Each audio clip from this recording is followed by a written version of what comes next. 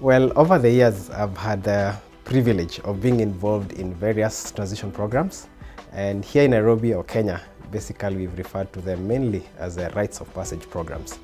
And this was a good opportunity to be in New Zealand and to be able to share just what it has been like here in Kenya.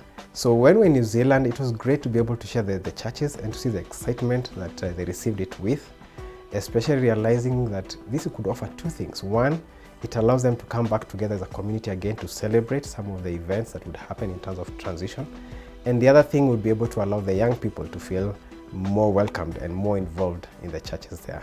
That was one of the things that we know definitely will be an ongoing conversation. They would like to engage in one or another to the Rites of Passage program. And here at Mamlaka, we have the privilege of having the ropes program that's running. And you can see just what it offers for the young person who's trying to find a place and what they become in this community at Mamlaka and with the various churches within Nairobi. And I would say for the people here, that's something we shouldn't take for granted, that we have such an awesome program that's running here, and that it's something we can be able to offer to other communities that are challenged, that are struggling, like in the church in New Zealand, are looking for something that would allow them to instill godly character in young people. And this will be an amazing program to be able to use while in New Zealand.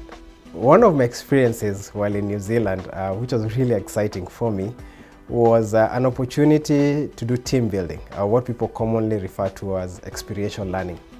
And the Mornington Presbyterian Church had requested that I do have some time with the elders of the church. And it was interesting because there were 70, 80-year-olds, which has never been an experience for me. Usually it's been more of corporates and younger people. But it was one of the most exciting and fulfilling times ever. Reason being, they allowed themselves just to have fun. They allowed themselves to experience the challenges that was in front of them and to be able to draw out amazing lessons regarding the church.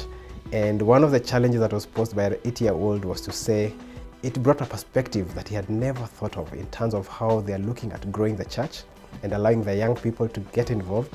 So one of the things they said is they think even as a team, it's important to have fun amongst themselves. And the other, of course, with the challenges they're facing as a church, was to be able to realize that God is with them and that it's Him who does the work, and they just need to be faithful to His calling, and that He'll be able to see the church grow again in New Zealand. And that's our hope and our prayer. So it was really exciting. It is one of the best facilitation moments I've ever had.